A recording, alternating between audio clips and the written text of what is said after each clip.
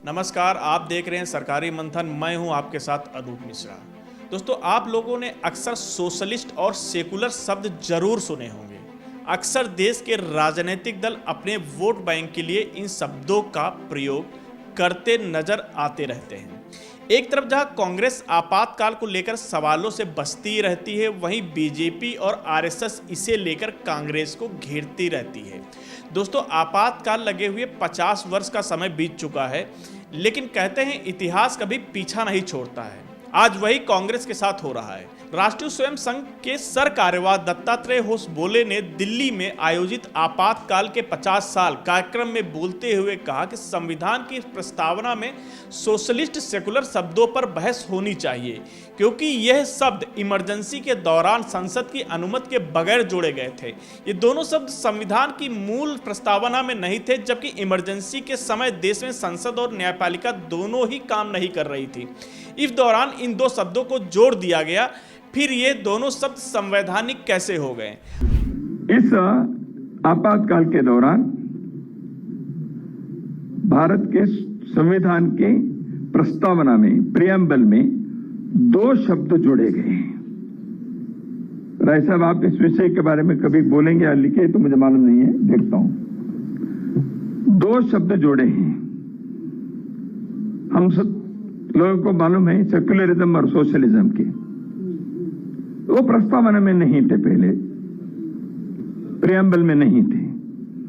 उन दो शब्दों को जोड़ा है। प्रियम्बल शाश्वत रूप से है। क्या सोशलिज्म के विचार आइडियोलॉजी के नाते क्या शाश्वत है भारत के लिए? सेक्युलरिज्म का शब्द भारत संविधान में नहीं था, प्रस्तावना में जोड़ा है। विचार में होंगे सेक्युलरिज्म के, बाकी गवर्नमेंट पॉलिसीज में है, स्टेट पॉलिसी में है, वो अलग बात है।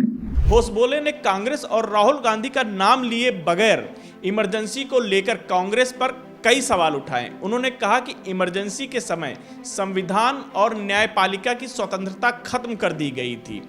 जो संविधान संशोधन किए गए उसमें संसदीय प्रक्रिया नहीं अपनाई गई। होसबोले ने कहा राहुल गांधी को अपने पूर्वजों के कारनामों पर माफी मांगनी चाहिए। इमरजेंसी के दौरान 1 लाख से ज्यादा लोगों को जेल में डाला गया, 250 से ज्यादा पत्रकारों को कैद किया गया, 60 लाख लोगों की जबरन नसबंदी करवाई गई और न्यायपालिका की स्वतंत्रता को खत्म कर दिया गया। अगर ये काम उनके पूर्वजों ने किया था तो उनके नाम पर माफी मांगनी चाहिए। लेकिन बड़ा सवाल ये उठता है कि धर्म के नाम पर बटे इस देश में अब सेकुलर शब्द को हटाना इतना आसान है?